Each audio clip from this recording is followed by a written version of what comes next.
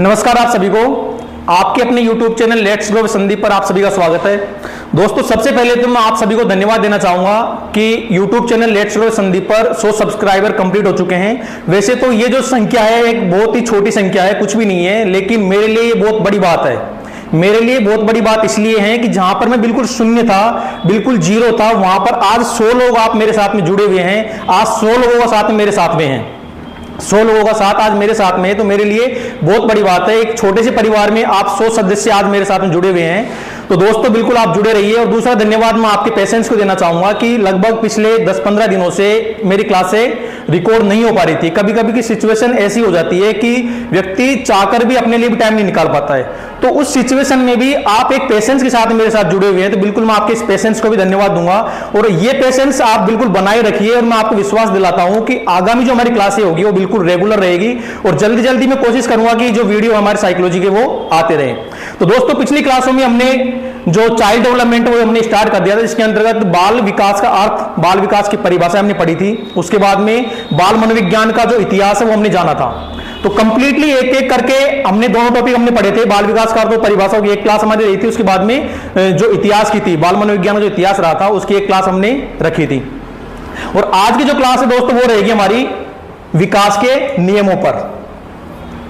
आज का जो हमारा टॉपिक है वो रहेगा विकास के नियम। विकास के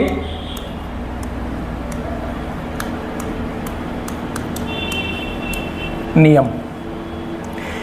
एक जीव जब गर्भ धारण करता है उसके बाद में जब वो जन्म लेता है, छोटा सा शिशु होता है, इसको हम अपने हाथों में उठा लेते हैं। कितना सा होता है? छोटा सा होता है, नन्हा सा होता है। लेकिन वही जो छोटा सा शिशु होता है धीरे धीरे विकास के परिणाम स्वरूप एक बहुत बड़ा व्यक्ति बन जाता है, विशालकाय व्यक्ति बन जाता है। क्यों? विकास के परिणाम स्वरूप, विकास की वजह से। ये जो व्यक्ति का विकास होता है, मानव का जो विकास होता है, कुछ नियमों पर आधारित होता है। किस पर आधारित होता है? कुछ नियमों पर आधारित है, जिसको बोलते हैं हम विकास के नियम। क्या बोलते हैं उसको? विकास के नियम। तो बिल्कुल आज हम पढ़ने जा रहे हैं विकास के नियमों को, एक एक करे कंप्लीटली इनका हम डिटेल से अध्ययन करेंगे आज। विकास के नियमों को हम पढ़ने से पहले मैंने दोस्तों आपको पिछली क्लास में बताया था कि विकास के मुख्य रूप से 4 पक्ष होते हैं। कितने पक्ष होते हैं विकास के? 4 पक्ष होते हैं। पहला पक्ष है शारीरिक पक्ष, शारीरिक पक्ष। दूसरा है मानसिक पक्ष,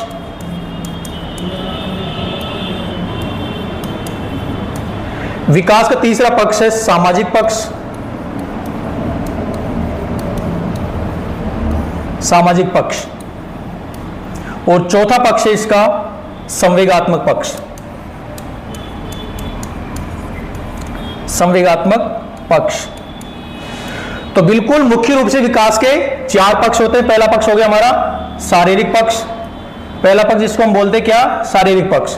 दूसरा जो पक्ष हमारा कौन सा है? मानसिक पक्ष, मानसिक पक्ष।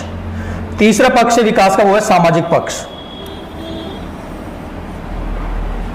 और चौथा पक्ष हो गया संवेगात्मक पक्ष। और चारों पक्ष जो है विकास के, जो चारों पक्ष है, शारीरिक पक्ष, मानसिक पक्ष, सामाजिक पक्ष और संवेगात्मक पक्ष, ये चारों पक्ष परस्पर क्या होते हैं? संबंधित होते हैं, एक दूसरे से जुड़े हुए होते हैं। विकास के जो चारों पक्ष है एक दूसरे से क्या होते हैं? ये जुड़े हुए होते हैं, परस्पर संबंधित होते हैं, जिसको बोलते हैं हम परस्पर संबंध का नियम। क्या बोलते हैं जिसको? परस्पर संबंध का नियम। तो पहला नियम कौन सा हो गया हमारा? परस्पर संबंध का नियम, परस्पर संबंध का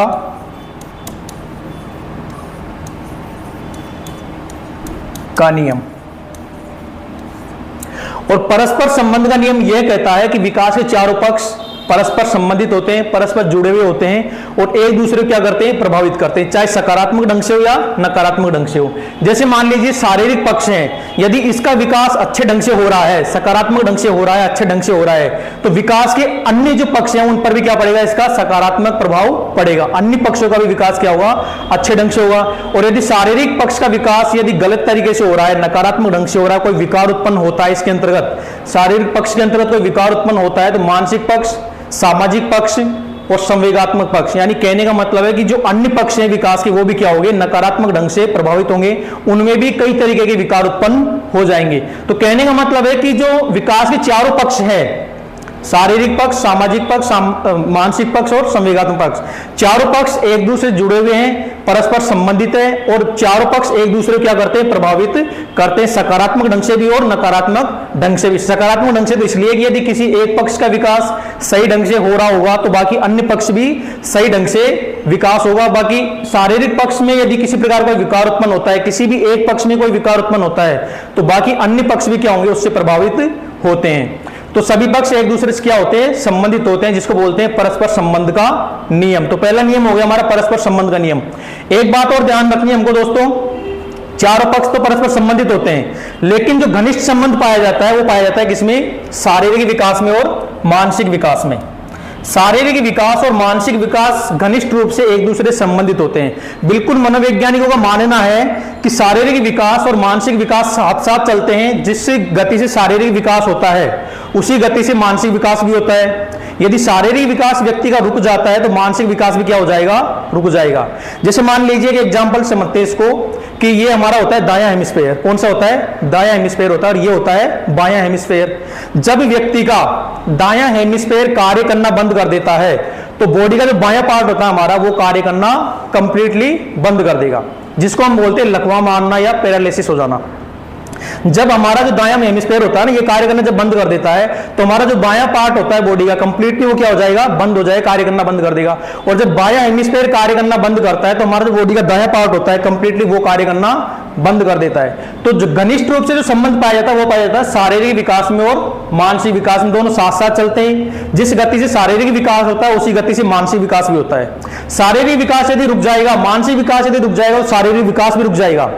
शारीरिक विकास रुक जाए तो मानसिक विकास भी रुक जाएगा। दोनों साथ साथ चलते हैं, दोनों में घनिष्ठ रूप से संबंधित होते हैं, घनिष्ठ संबंध पाया जाता है।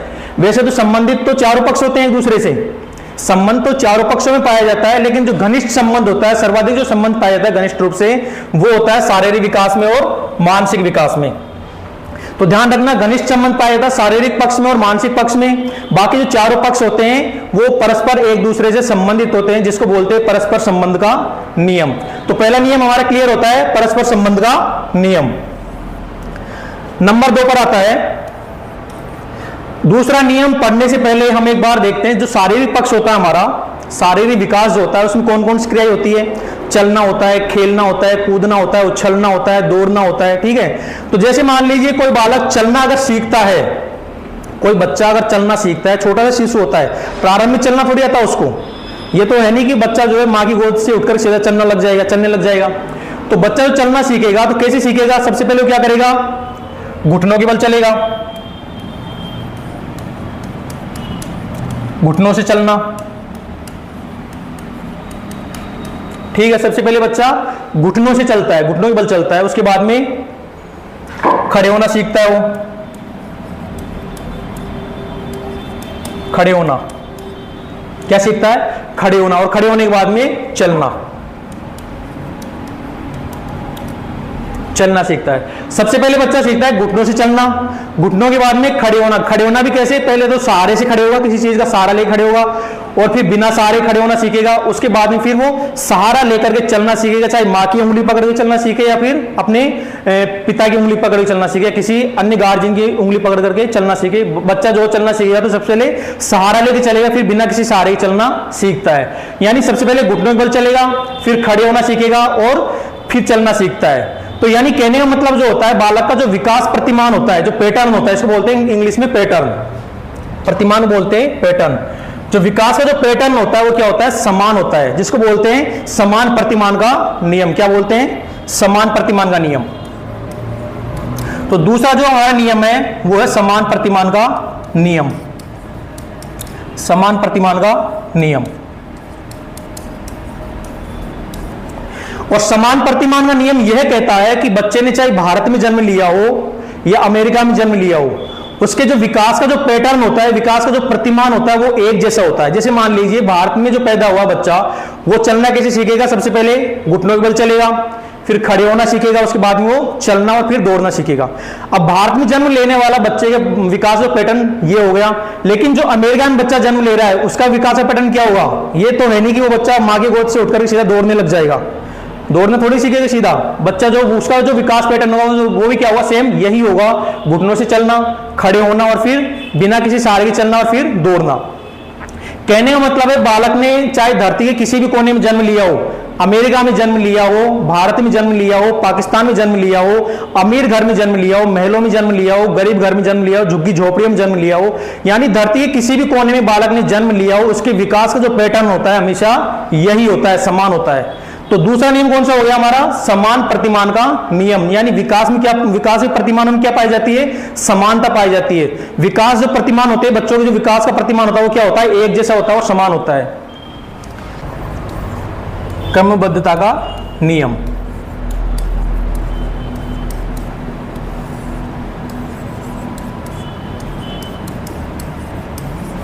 इसको एक और नाम से हम जानते हैं, निश्चित श्रृंखला का नियम। निश्चित श्रृंखला का नियम।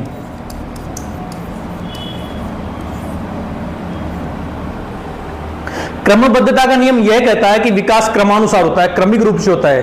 जैसे मान लीजिए कि एक जो बच्चा होता है वो बोलना कैसे सीखेगा। जब बच्चा जन्म लेता है तो सबसे पहले क्या करता है, क्रंदन करता है, रोता है, जो कि उसकी प्रथम भाषाई अभिव्यक्ति होती है। कौन सी होती है, प्रथम भाषाई अभिव्यक्ति, क्रंदन। प्रथम भाषाई जो अभिव्यक्ति होती है बच्चे की कौन सी होती है, क्रंदन होती है। और ये एक जो स्वाभाविक प्रक्रिया होती है, बच्चे का रोना एक स्वाभाविक प्रक्रिया होती है, जरूरी होता है बच्चे का रोना जन्म के समय। और बच्चा यदि रोता नहीं है तो डॉक्टर उसकी पीठ को थपथपा करके रुलाने का प्रयास भी करता है। तो एक स्वाभाविक प्रक्रिया होती है। प्रथम जो भाषा अभिव्यक्ति होती है बच्चे की कौन सी होती है, क्रंदन होती है, रोना होती है। इसके बाद में बच्चा क्या प्रयोग करता है, हाव भाव का प्रयोग करता है। किसका प्रयोग करेगा, हाव भाव का। यानी हाव भाव के माध्यम से वो अपनी भाषा को रखने का प्रयास करेगा। जैसे मान लीजिए एक बच्चा है, जैसे मान लीजिए बच्चे को आप दूध पिला रहे हैं, भूखा बच्चा है उसको दूध पिला रहे हैं, जैसे ही उसका पेट भरता है तो क्या करता है, दूध की बोतल की तरफ से अपना मुंह जो है मोड़ लेता है। जैसे आप वापस बच्चे के मुंह के पास बोतल लेकर के जाते हैं तो बच्चा क्या करता है, वापस से अपना मुंह मोड़ लेता है। यानी अपनी भाषा अभिव्यक्तियों किसके माध्यम से प्रकट कर रहा है, हाव भाव के माध्यम से अपनी भाषा अभिव्यक्तियों क्या कर रहा है, वो प्रकट करने का प्रयास कर रहा है। इसके बाद में जो बच्चा प्रयोग करता है उसका किसका प्रयोग करता है, ध्वनियों का। ध्वनियों का बच्चा प्रयोग करता है। और ध्वनियां भी कौन सी, स्वरों की ध्वनियां, ए उ, इस तरह बच्चा करता रहता है। और स्वर की ध्वनियों के बाद में व्यंजन की ध्वनियां, और ध्वनियों को, दोनों ध्वनियों को मिला करके फिर किसका प्रयोग करता है, शब्दों का। किसका प्रयोग करता है, शब्दों का प्रयोग करता है। शब्द भी कौन से, आधे अधूरे, जैसे बा, पा, मा, दा, ना। तो आधे अधूरे शब्दों का प्रयोग करता है, फिर इनको जोड़ करके पूरे शब्दों का प्रयोग करता है। जैसे मान लीजिए पापा, दादा, नाना, ठीक है, पापा, दादा, नाना, इस तरह के शब्द बच्चा धीरे धीरे बोलता है। और शब्दों को मिला करके फिर क्या बोलना सीखता है, वो वाक्य। क्या बोलना सीखता है, वाक्य। धीरे धीरे छोटे वाक्य, फिर धीरे धीरे बड़े वाक्य। तो इस तरह जो बच्चा बोलना सीखता है, सबसे पहले हाव भाव का प्रयोग करेगा, फिर ध्वनियां निकालेगा, ध्वनियों के माध्यम से शब्द, और शब्दों के बाद फिर वाक्य बोलना सीखता है। तो एक निश्चित क्रम होती है, एक निश्चित श्रृंखला होती है। क्या होती है, एक निश्चित श्रृंखला होती है, जिसको बोलते हैं निश्चित श्रृंखला का नियम या क्रमबद्धता का नियम। तो क्रमबद्धता का नियम यह कहता है, निश्चित श्रृंखला का नियम यह कहता है कि विकास एक निश्चित श्रृंखला के रूप में घटित होता है, एक निश्चित क्रम के रूप में घटित होता है, एक निश्चित श्रृंखला होती है, जिसको बोलते हैं क्रमबद्धता का नियम या निश्चित श्रृंखला का नियम।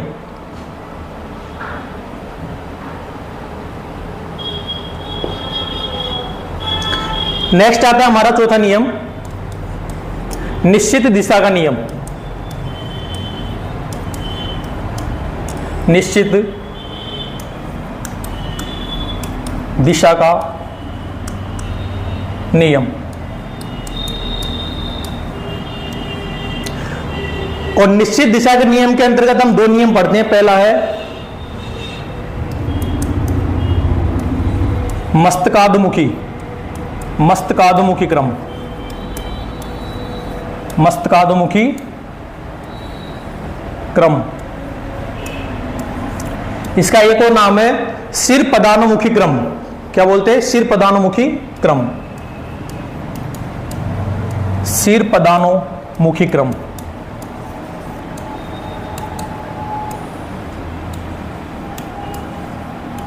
सिर प्रधानमुखी क्रम बोल दो या मस्तकाधमुखी क्रम बोल दो, एक ही बात है। और इसको इंग्लिश में बोलते हैं सिफेलोकोडल सीक्वेंस। क्या बोलते हैं? सिफेलोकोडल सीक्वेंस। तो सिफेलोकोडल सीक्वेंस के अनुसार जो विकास होता है कैसे होता है? सिर से पैरों की दिशा में। कैसे होता है? सिर से पैरों की दिशा में। अगर हम गर्भावस्था की अगर हम बात करें तो गर्भावस्था में भी सबसे पहले जो विकास होता है सिर का विकास होता है, फिर धड़ का, फिर हाथ का और अंत में पैरों का विकास होता है।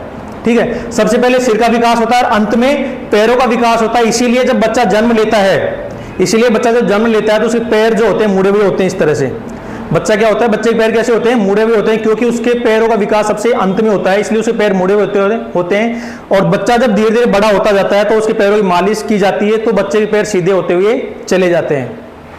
तो ये हो गया मस्तकाधमुखी क्रम, यानी सिर से पैरों की दिशा में बच्चे का विकास होता है। और अगर हम जन्म के बाद की अगर हम बात करें तो जब छोटा सा शिशु होता है उसको जब आप उल्टा लेटाते हैं तो सबसे पहले जो बच्चा उठाता है किसको उठाना सीखता है? अपने सिर को उठाता है। किसको उठाता है? सिर को उठाता है। उसके बाद में अपने हाथों के सहारे से अपने धड़ को उठाता है। धड़ को उठाने के बाद में बच्चा बैठना सीखता है। बैठने के बाद में खड़े होना सीखता है, फिर चलना सीखता है। यानी कहने का मतलब जन्म के बाद भी जो बच्चे का विकास क्रम होता है कैसे होता है? सिर से पैरों की दिशा में होता है। तो मस्तकाधमुखी विकास, मस्तकाधमुखी क्रम के अनुसार जो विकास चलता है वो कैसे होता है?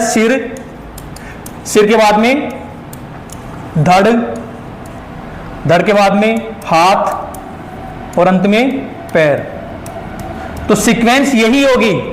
इस क्रम के अनुसार जो विकास जो क्रम होगा वो यही होगा। सबसे पहले सिर का विकास होता है, उसके बाद में विकास धड़, हाथ और फिर अंत में पैरों का विकास होता है। तो क्रम यही होगा। अगर उल्टा सीधा होता है, धड़ की जगह हाथ आता है पहले, फिर उसके बाद में धड़ आता है, तो गलत होगा बिल्कुल। जो क्रम होगा विकास क्रम, जो मस्तकाधमुखी क्रम के अनुसार जो विकास का क्रम होगा, अगर एग्जाम में पूछ लिया जाए मस्तकाधमुखी क्रम के अनुसार सिफेलोकोडल सीक्वेंस के अनुसार विकास होगा तो कैसे होगा? सिर से पैरों की दिशा में सबसे पहले सिर, फिर नंबर 2 पर धड़ आएगा, नंबर 3 पर हाथ और फिर अंत में पैरों का विकास होगा।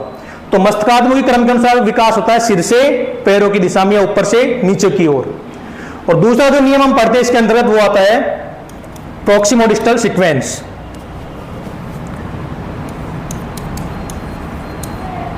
निकट से दूर की ओर, अंदर से बाहर की ओर, या बोल दो केंद्र से सिरों की ओर। केंद्र से सिरों की ओर।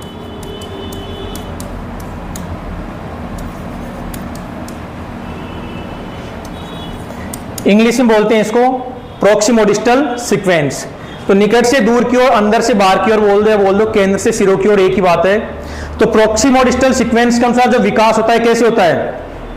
केंद्र से बाहर की ओर। यानी जैसे मान लीजिए हमारी सुषुम्ना नाड़ी होती है ना, सुषुम्ना नाड़ी जो होती है हमारी, उसका विकास उसके आसपास जो बॉडी पार्ट्स होते हैं उनका विकास पहले होता है, और बाकी के जो दूर के जो बॉडी पार्ट्स होते हैं उनका विकास क्या होता है? देर से होता है। जैसे मान लीजिए हमारी जो सुषुम्ना नाड़ी है बिल्कुल सेंटर में होती है, बिल्कुल सेंटर में होती है। तो इसके जो केंद्र के पास में जो जितने बॉडी पार्ट्स होंगे उनका विकास क्या होगा? पहले होगा, और जो दूर के पार्ट्स हैं उनका विकास क्या होगा? बाद में होगा। तो पहले तो इनका विकास होगा, जो सुषुम्ना नाड़ी के जितने भी पास में जो बॉडी पार्ट्स होते हैं हमारे, जैसे मान लीजिए हमारे पाचन तंत्र हो गया, लीवर हो गए, फेफड़े हो गए, गुर्दे हो गए, इनका विकास पहले होगा। और जो हमारे हाथ है, हमारी उंगलियां है, इनका विकास सबसे अंत में होगा। यानी जो पास के जो बॉडी पार्ट्स है, सुषुम्ना नाड़ी के पास के जो बॉडी पार्ट्स है, हमारी रीढ़ की हड्डी है, उसका विकास पहले होगा, और दूर के जो हमारी बॉडी पार्ट्स है उनका विकास बाद में होगा। इसीलिए बोलते हैं इसको केंद्र से सिरों की ओर, अंदर से बाहर की ओर, और निकट से दूर की ओर। तो इसके अंतर्गत हम 2 नियम पढ़ते हैं, मस्तकाधमुखी क्रम और दूसरा निकट से दूर की ओर। नंबर 5 पर आता है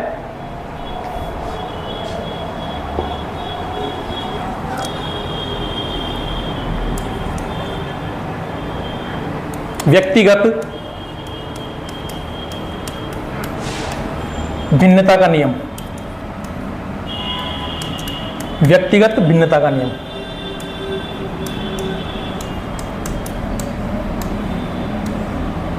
और व्यक्तिगत भिन्नता का नियम यह कहता है कि सभी जो बालक होते हैं विकास की दृष्टि से समान नहीं होते हैं, भिन्न होते हैं, अलग अलग होते हैं। सभी बच्चों का जो विकास होता है अलग अलग गति से होता है। कोई बच्चा जल्दी चलना सीखता है तो कोई बच्चा देर से चलना सीखता है, कोई बच्चा जल्दी बोलना सीखता है तो कोई बच्चा देर से बोलना सीखता है। ठीक है, तो विकास की गति सभी बच्चों में अलग अलग होती है। कोई बच्चा जन्म से प्रतिभाशाली होता है तो कोई बच्चा मंद बुद्धि होता है, और जो प्रतिभाशाली जो बच्चा होता है उसका विकास तीव्र गति से होता है, मंद बुद्धि जो बच्चा होता है उसका विकास धीमी गति से होता है। तो ये कहता है व्यक्तिगत भिन्नता का नियम। विकास जो होता है व्यक्तिगत होता है। क्या क्या होता है? विकास व्यक्तिगत होता है। विकास हमेशा व्यक्तिगत होता है विकास। ठीक है, तो विकास व्यक्तिगत होता है, व्यक्तिगत भिन्नता पाई जाती है।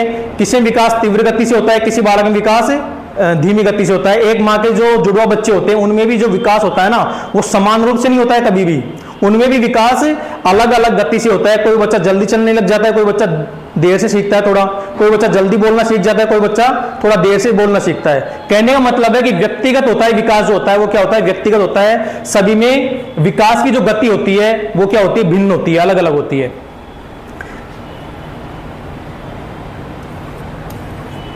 नंबर 6,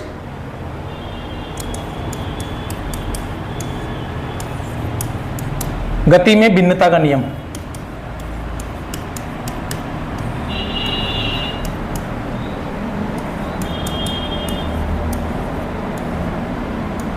विकास की गति में भिन्नता का नियम, और विकास की गति में भिन्नता का नियम यह कहता है कि विकास की जो गति होती है सभी अवस्थाओं में क्या होती है? अलग अलग होती है।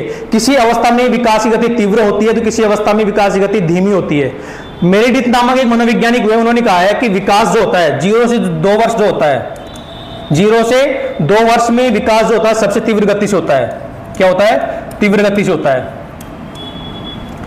2 से 12 वर्ष में जो विकास होता है क्या हो जाता है? धीमा हो जाता है वापस। क्या हो जाता है? धीमा हो जाता है। और 12 से 16 वर्ष में वापस विकास क्या हो जाता है? तीव्र हो जाता है। और 16 वर्ष के बाद में धीमा। किसका स्टेटमेंट है ये? मेरिडिथ का।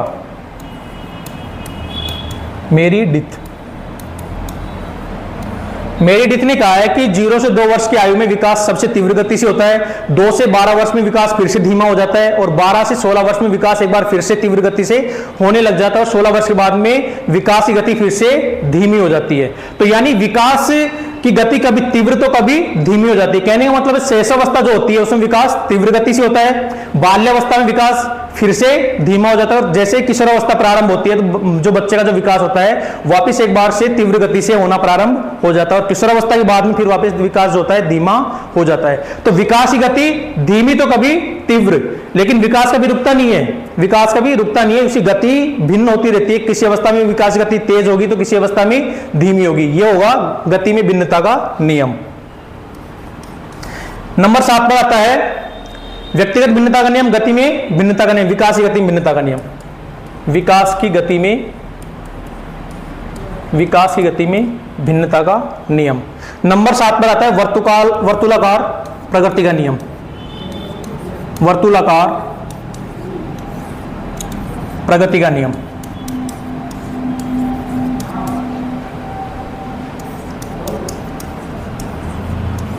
और वर्तुलाकार प्रगति का नियम जो ये कहता है कि विकास कभी रेखीय नहीं होता है, विकास कभी भी रेखीय नहीं होता है, विकास कभी भी लंबवत नहीं होता है, विकास कभी भी सीधा नहीं होता है। विकास जो होता है क्या होता है? चारों ओर होता है। क्या होता है? विकास चारों ओर होता है। विकास सर्पिलाकार होता है, स्पाइरल होता है। विकास चारों तरफ होता है। विकास कभी भी रेखीय नहीं होता है, कभी भी लंबवत नहीं होता है। विकास क्या होता है? चारों ओर होता है, चारों दिशाओं में होता है। इसको बोलते हैं वर्तुलाकार प्रगति का नियम। नेक्स्ट है सामान्य से विशिष्ट क्रियाओं का नियम। सामान्य से विशिष्ट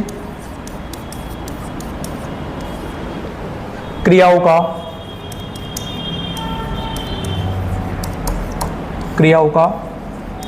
नियम। सामान्य से विशिष्ट क्रियाओं का नियम। और सामान्य से विशिष्ट क्रियाओं का नियम यह कहता है कि बच्चा जो होता है सामान्य क्रियाएं पहले करना सीखता है और विशिष्ट जो क्रियाएं होती है वो बाद में करता है। सामान्य क्रिया जैसे मान लीजिए कोई 8 माह का जो बच्चा है, 8 माह का जो बालक होता है वो बिना किसी सहारे के बैठ सकता है, इजीली आराम से बैठ सकता है बिना किसी सहारे के। जैसे मान लीजिए कोई 8 माह का बालक बैठा हुआ है और हम उसके सामने कोई खिलौना ले जाकर के रखते हैं, बालक को वो खिलौना पसंद आ गया तो वो क्या करेगा? उस खिलौने को पकड़ने के लिए क्या करेगा? अपने पूरे बॉडी से मूवमेंट करेगा। क्या करेगा? पूरी बॉडी से मूवमेंट करेगा, अपने दोनों हाथों को हिलाएगा पूरी तरह से, अपने पैरों को हिलाएगा। और कभी कभी तो ऐसा होता है कि बच्चा उस खिलौने के ऊपर गिर जाता है, कभी कभी तो क्या होता है, बच्चा उस खिलौने के ऊपर गिर जाता है, तो ये क्या होगी, सामान्य क्रिया। क्या होगी, सामान्य क्रिया होगी। बच्चा उस खिलौने को पकड़ नहीं पाएगा, बच्चा पूरी बॉडी से मूवमेंट करेगा लेकिन उस खिलौने को पकड़ नहीं पाएगा। जैसे मान लीजिए बच्चा थोड़ा बड़ा होता है, उसका विकास होता जाता है, बच्चा थोड़ा बड़ा हो जाता है, 3 साढ़े 3 वर्ष का बच्चा हो जाता है। जब 3 साढ़े 3 वर्ष का बच्चा हो जाता है, अब उसके बाद में आप वो खिलौना ले जाकर के उस बच्चे के सामने रखते हैं, तो बच्चा क्या करता है, उस अपने हाथ को आगे बढ़ाता है, उंगली और अंगूठे का प्रयोग करते हुए उस खिलौने को आसानी से उठा करके अपने पास में ले लेता है। क्यों, क्योंकि बच्चे को अब विशिष्ट क्रिया करना आ गया है। क्या हो गया, बच्चे को विशिष्ट क्रिया करना आ गया। तो विकास जो होता है हमेशा सामान्य से विशिष्ट की ओर बढ़ता है। सामान्य क्रियाएं बच्चा पहले करेगा और विशिष्ट क्रियाएं बच्चा बाद में करेगा। यह होता है सामान्य से विशिष्ट क्रियाओं का नियम। नेक्स्ट है नंबर 9, भेदात्मक विकास का नियम। भेदात्मक विकास का नियम।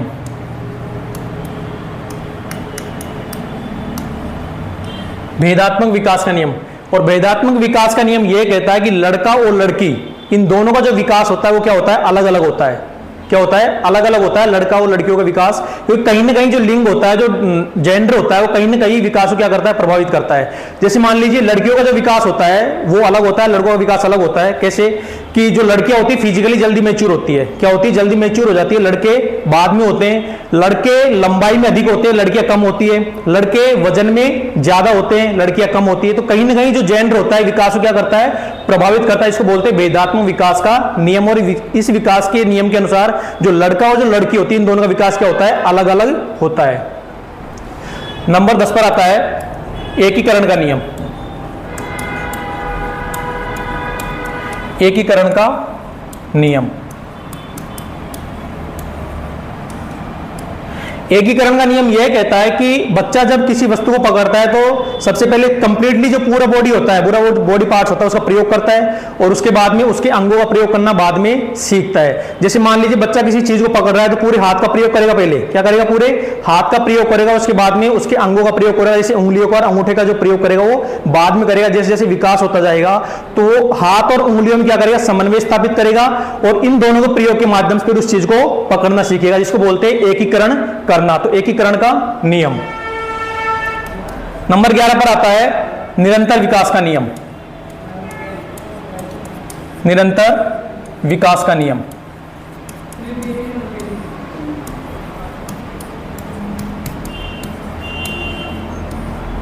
और निरंतर विकास का नियम यह कहता है कि विकास जो है गर्भधारण से प्रारंभ होता है और मृत्यु पर्यंत चलता रहता है। विकास की गति कभी धीमी तो कभी तेज हो जाएगी, विकास कभी धीमा तो कभी तीव्र होगा, लेकिन विकास कभी रुकेगा नहीं। विकास निरंतर होता रहेगा। वृद्धि रुक जाएगी, वृद्धि रुक जाती है, एक निश्चित आयु के बाद में हमारी लंबाई का बढ़ना रुक जाता है, लेकिन विकास कभी रुकता नहीं है। विकास जीवन पर्यंत चलता रहता है, यह कहता है निरंतर विकास का नियम। नंबर 12 पर आता है विकास में परिवर्तन का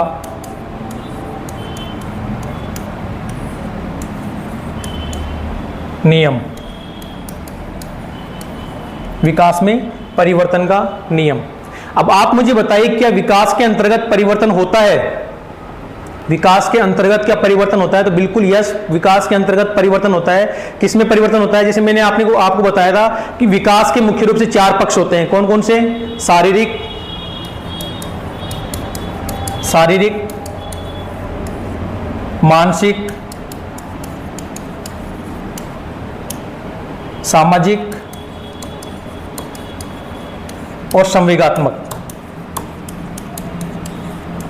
शारीरिक, मानसिक, सामाजिक और संवेगात्मक। तो इन्हीं पक्षों में होने वाले परिवर्तन को हम क्या बोलते हैं? विकास बोलते हैं। क्या बोलते हैं हम? विकास बोलते हैं। शारीरिक पक्ष में परिवर्तन को विकास बोलेंगे, मानसिक पक्ष में होने वाले परिवर्तन को हम विकास बोलेंगे, सामाजिक पक्ष में होने वाले परिवर्तन को हम विकास बोलेंगे, संवेगात्मक पक्ष में होने वाले परिवर्तन को क्या बोलेंगे? हम विकास बोलेंगे। तो बिल्कुल विकास के अंतर्गत क्या होता है? परिवर्तन। तो विकास में परिवर्तन का नियम। नेक्स्ट है नंबर 13, वातावरण, वंशानुक्रम व वातावरण की अंतःक्रिया का नियम। वंशानुक्रम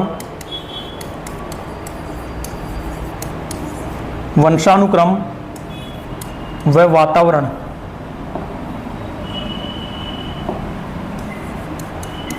वातावरण की अंतःक्रिया का नियम।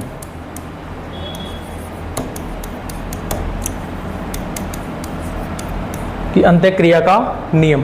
तो बिल्कुल वंशानुक्रम वातावरण की अंतःक्रिया का नियम, यदि क्वेश्चन पूछ लिया जाए कि विकास को सर्वाधिक प्रभावित करने वाला कारक कौन सा है, वंशानुक्रम है या वातावरण है? विकास को सर्वाधिक ढंग से प्रभावित करता है कौन सा कारक, वंशानुक्रम या वातावरण?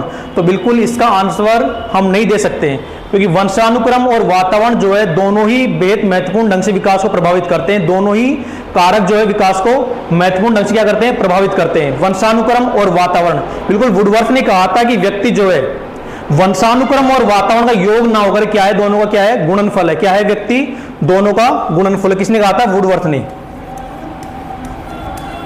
वुडवर्थ ने स्टेटमेंट दिया था कि व्यक्ति वंशानुक्रम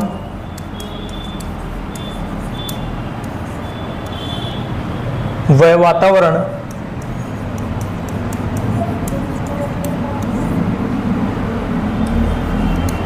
का योगफल ना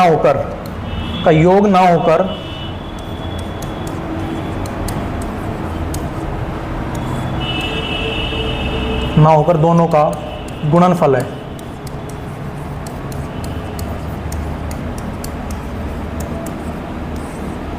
तो व्यक्ति क्या है, वंशानुक्रम और वातावरण का योग ना होकर क्या है, दोनों का गुणनफल है। तो व्यक्ति बराबर व्यक्ति P पर्सन, तो व्यक्ति बराबर क्या हो जाएगा,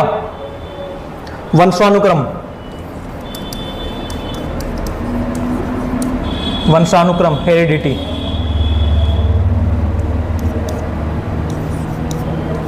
वातावरण H इंटू एनवायरमेंट E। तो व्यक्ति बराबर वंशानुक्रम इंटू वातावरण, दोनों क्या है, गुणनफल है ना कि योगफल। किसने कहा था? ये वुडवर्थ है। वुडवर्थ ने कहा था कि व्यक्ति वंशानुक्रम और वातावरण का योग ना होकर क्या है, दोनों का गुणनफल है। तो बिल्कुल वंशानुक्रम और वातावरण क्या है, दोनों की अंतःक्रिया का नियम, यानी दोनों ही कारक महत्वपूर्ण ढंग से व्यक्ति के विकास को क्या करते हैं, प्रभावित करते हैं। तो वंशानुक्रम और वातावरण की अंतःक्रिया का नियम। नेक्स्ट है नंबर 14, पूर्वानुमान, पूर्व कथन,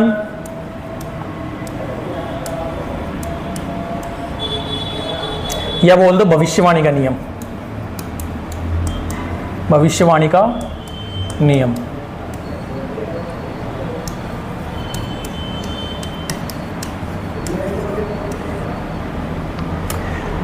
अब बताइए आप मेरे को कि भविष्यवाणी के नियम के अनुसार क्या विकास के संबंध में भविष्यवाणी की जा सकती है?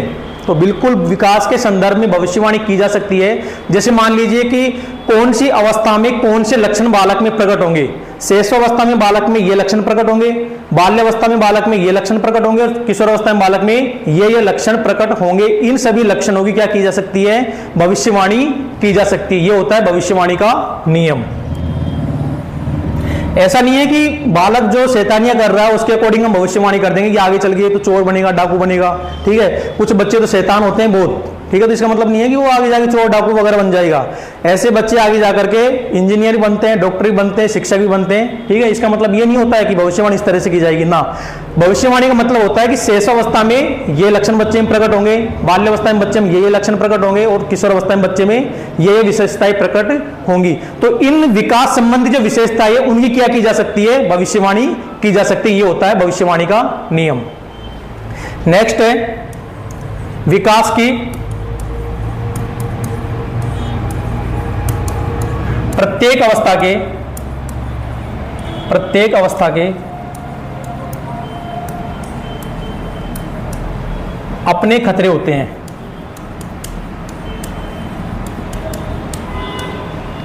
अपने खतरे होते हैं।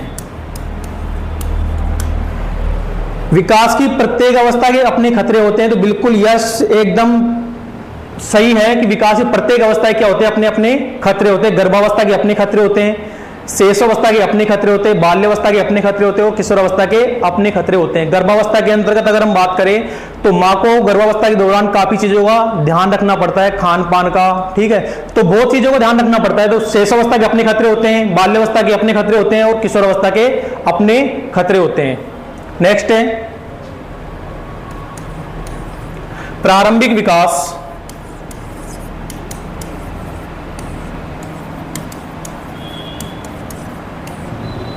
परवर्ती विकास से अधिक महत्वपूर्ण होता है, अधिक महत्वपूर्ण।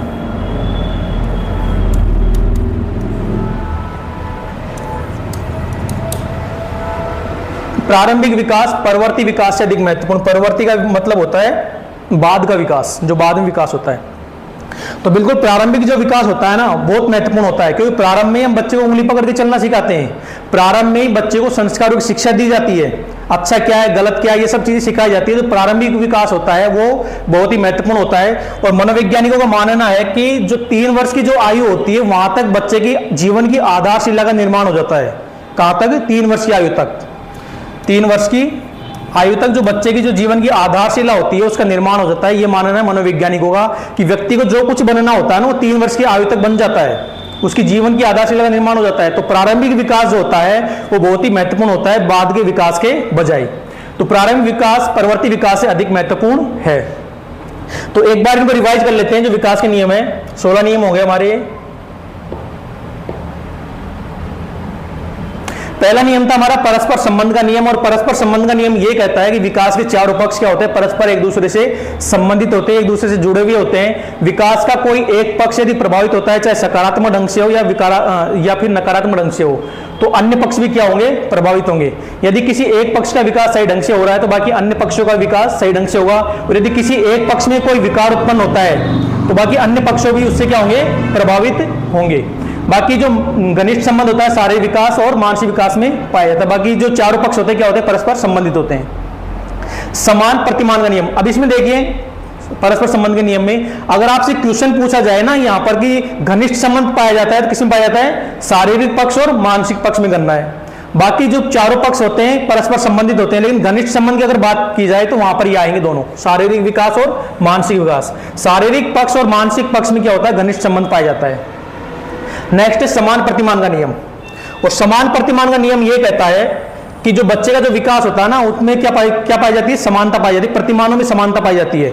चाहे वो भारत में बच्चा पैदा हुआ हो या फिर अमेरिका में हो या पाकिस्तान में हो, धरती किसी भी कोने में बच्चे ने जन्म लिया हो, बच्चे का जो विकास का जो प्रतिमान होगा वो क्या होगा? समान होगा। एक बच्चा चलना सीखेगा कैसे चलेगा? घुटनों के बल चलेगा, उसके बाद में धीरे धीरे खड़े होना सीखेगा, उसके बाद में चलना सीखेगा। यानी प्रतिमानों में क्या पाई जाती है? समानता पाई जाती है। क्रमबद्धता का नियम या निश्चित श्रृंखला का नियम। क्रमबद्धता का नियम कहता है कि विकास क्या होता है? क्रमिक रूप से होता है, क्रमबद्ध रूप से होता है, एक निश्चित श्रृंखला के रूप में होता है। जैसे बच्चा जो बोलना सीखता है सबसे पहले क्या बोलेगा? हाव भाव का प्रयोग करेगा। अब बच्चा शुरू में बोलना थोड़ी सीखेगा, सीधा बोलना थोड़ी लग जाएगा। एक भाषाई अभिव्यक्तियां होती है, धीरे धीरे हाव भाव का प्रयोग करेगा, उसके बाद में ध्वनियों का प्रयोग करेगा, ध्वनियों को मिलाकर के शब्द बोलना सीखेगा, शब्दों के माध्यम से फिर वो वाक्य बनाकर के वाक्य बोलना सीखेगा। तो एक निश्चित श्रृंखला होती है विकास की, एक क्रमिक रूप से विकास घटित होता है, जिसको बोलते हैं क्रमबद्ध नियम, क्रमबद्धता का नियम या निश्चित श्रृंखला का नियम। नेक्स्ट है निश्चित दिशा का नियम। और निश्चित दिशा के नियम के अंतर्गत अगर हम बात करें तो 2 नियम हम इसके अंतर्गत पढ़ते हैं। पहला है सिफेलोकोडल सीक्वेंस यानी मस्तकाधोमुखी क्रम। तो इस क्रम के अनुसार जो विकास होता है वो सिर से पैरों की दिशा में होता है। सबसे पहले सिर, धड़, हाथ और अंत में पैरों का विकास होता है। और दूसरा हम इसमें नियम पढ़ते हुए निकट से दूर या अंदर से बाहर या बोल दो केंद्र से सिरों की ओर, और इंग्लिश में बोलते हैं प्रोक्सिमो डिस्टल सीक्वेंस। इस क्रम के अनुसार हमारा जो सेंट्रल जो है, जो हमारा केंद्रीय नाड़ी संस्थान है या बोल दो नर्वस सिस्टम है, या जो हमारी सुषुम्ना नाड़ी है, उसके आसपास के जो बॉडी पार्ट्स है उनका विकास पहले होता है, और जो दूर के जो बॉडी पार्ट्स है उनका विकास बाद में होता है। व्यक्तिगत भिन्नता का नियम। व्यक्तिगत भिन्नता का नियम यह होता है कि विकास की दृष्टि से सभी व्यक्ति अलग अलग होते हैं, सभी बालकों का विकास अलग अलग होता है, व्यक्तिगत रूप से होता है। कोई बालक जल्दी चलना सीख जाता है, कोई बालक देर से चलना सीखता है, कोई बालक जल्दी बोलना सीख जाता है, तो कोई बालक देर से बोलना सीखता है। यानी जो एक माँ के जो जुड़वा बच्चे होते हैं ना, उनमें भी विकास की दृष्टि से समानता नहीं पाई जाती है।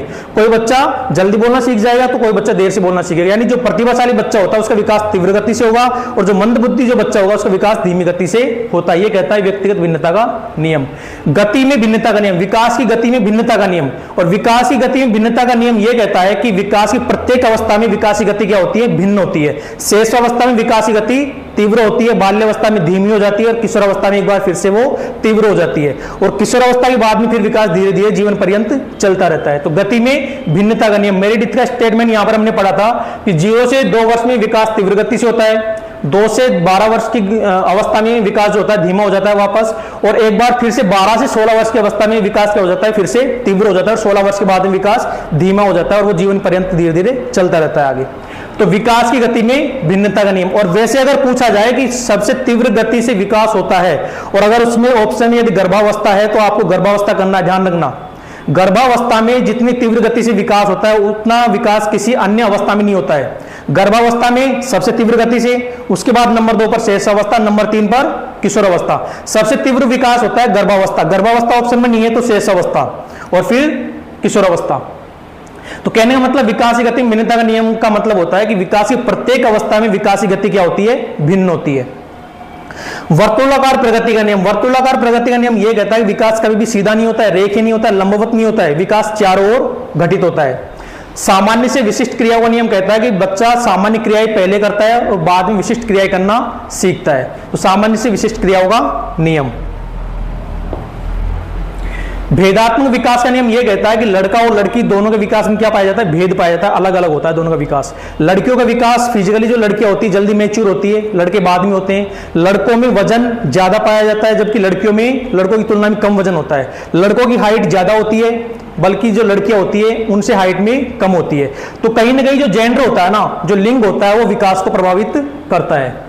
एकीकरण का नियम, एकीकरण का नियम यह कहता है कि बच्चा पहले संपूर्ण अंगों का प्रयोग करता है और फिर उनके पार्ट का, कंप्लीटली पूरी बॉडी का प्रयोग पहले करता है। पूरे जैसे हाथ का प्रयोग करेगा तो किसी चीज को पकड़ने के लिए किसी चीज का प्रयोग करेगा, सबसे पहले पूरे हाथ का प्रयोग करेगा पकड़ने के लिए। फिर धीरे धीरे जो जो विकास होता जाएगा तो अपनी उंगली और अंगूठे का प्रयोग करेगा, और फिर उंगली, अंगूठे और अपने हाथ में समन्वय स्थापित करके उस वस्तु को पकड़ना वो सीख जाएगा, जिसको बोलते हैं एकीकरण करना, एकीकरण का नियम। निरंतर विकास का नियम, निरंतर विकास का नियम यह कहता है कि विकास कभी रुकता नहीं है, आज मतलब जीवन पर्यंत चलता रहेगा। विकास का प्रारंभ गर्भधारण से हो जाता है और मृत्यु तक विकास चलता रहेगा। विकास कभी रुकेगा नहीं, कभी धीमा तो कभी तेज हो जाएगा, विकास कभी धीमा होगा तो कभी तेज हो जाएगा, गति कभी तीव्र तो कभी धीमी हो जाएगी, लेकिन विकास कभी रुकेगा नहीं। वृद्धि जो होती है वो रुक जाती है, वृद्धि जो है रुक जाएगी, लंबाई एक निश्चित आयु के बाद में बढ़ना बंद हो जाएगी, लेकिन विकास कभी रुकेगा नहीं। ये कहता है निरंतर विकास का नियम। विकास में परिवर्तन का नियम, तो बिल्कुल विकास में परिवर्तन होता है। विकास के 4 पक्ष होते हैं, सामाजिक पक्ष, संवेगात्मक पक्ष और शारीरिक पक्ष और मानसिक पक्ष। इन चारों पक्षों में होने वाले परिवर्तन को हम क्या बोलते हैं, विकास बोलते हैं। तो विकास में परिवर्तन का नियम। वंशानुक्रम व वातावरण की अंतःक्रिया का नियम, तो वंशानुक्रम और वातावरण दोनों ही मुख्य रूप से बालक के विकास को, व्यक्ति के विकास को क्या करते हैं, प्रभावित करते हैं। इनका जोड़ ना होकर के व्यक्ति क्या, इनका गुणनफल है। तो वंशानुक्रम और वातावरण की अंतःक्रिया का नियम। नेक्स्ट है पूर्वानुमान, पूर्व कथन या भविष्यवाणी का नियम। और भविष्यवाणी का नियम यह कहता है कि विकास के संदर्भ में हम भविष्यवाणी कर सकते हैं। भविष्यवाणी ऐसा नहीं है कि इस तरह की भविष्यवाणी नहीं कि पूत के पांव पालने में दिखना, ये नहीं, ऐसा नहीं होता है भविष्यवाणी करना कि बच्चे को हमने देख करके, बच्चा अगर कोई चाकू पकड़ रहा है तो हमने बोल दिया पता नहीं है तो क्या बनेगा आगे जाकर के, ठीक है। किसी और चीज को पकड़ रहा है तो पता नहीं क्या बनेगा, ये पेन पकड़ रहा है तो शिक्षक बनेगा, ऐसा नहीं होता है। इस तरह से भविष्यवाणी नहीं की जाती है। भविष्यवाणी की जाती है जैसे मान लीजिए शेषावस्था में बच्चे में ये लक्षण प्रकट होंगे, बाल्यावस्था में बालक में ये लक्षण प्रकट होंगे, और किशोरावस्था में बालक में ये लक्षण प्रकट होंगे। तो यानी विकास क्रम में जो ये लक्षण होते हैं उन सभी लक्षणों क्या की जा सकती है, इन विशेषताओं की भविष्यवाणी की जा सकती है। तो भविष्यवाणी का नियम। नेक्स्ट, विकास की प्रत्येक अवस्था के अपने अपने खतरे होते हैं। तो बिल्कुल सही है, विकास की प्रत्येक अवस्था खतरों से खाली नहीं होती है, कोई सी भी अवस्था खतरे से खाली नहीं होती है। है। गर्भावस्था के अपने खतरे होते हैं, शेष अवस्था के अपने खतरे होते हैं, बाल्यावस्था के अपने खतरे होते हैं और किशोर अवस्था के अपने खतरे होते हैं। सभी विकास अवस्थाओं के अपने अपने खतरे होते हैं। प्रारंभिक विकास परवर्ती विकास से अधिक महत्वपूर्ण होता है, क्योंकि प्रारंभ में हम बच्चे को संस्कारों की शिक्षा देते हैं, प्रारंभ में बच्चे को हम उंगली पकड़ के चलना सिखाते हैं। और मनोवैज्ञानिकों का मानना है कि 3 वर्ष की आयु तक बच्चे की, बालक की जो है आधारशिला का निर्माण हो जाता है। इसलिए प्रारंभिक विकास क्या होता है, अधिक महत्वपूर्ण होता है बजाय बाद के विकास के बजाय। तो प्रारंभिक विकास, परवर्ती विकास यानी बाद का विकास, बाद में जो बाद का जो विकास होता है उससे अधिक महत्वपूर्ण कौन सा होता है, प्रारंभिक विकास। तो दोस्तों ये 16 नियम हो गए विकास के। आज ही क्लास में इतना ही, बिल्कुल आप पढ़ते रहिए और जुड़े रहिए एक पेशेंस के साथ में। जो पेशेंस आपने दिखाया है, आज 15 दिन के बाद में लगभग हमारा ये वीडियो रिकॉर्ड हुआ है। कुछ सिचुएशन क्रिएट ऐसी हो गई थी कि वीडियो रिकॉर्ड में नहीं कर पा रहा था, और आपका जो पेशेंस है उसको मैं बिल्कुल धन्यवाद देता हूं। आप इसी पेशेंस के साथ दोस्तों जुड़े रहिए और आपका बहुत बहुत धन्यवाद। जल्दी हमारी नेक्स्ट क्लास होगी, रेगुलर आने वाले टाइम में रहने वाली है, और आप पढ़ते रहिए, मस्त रहिए। धन्यवाद।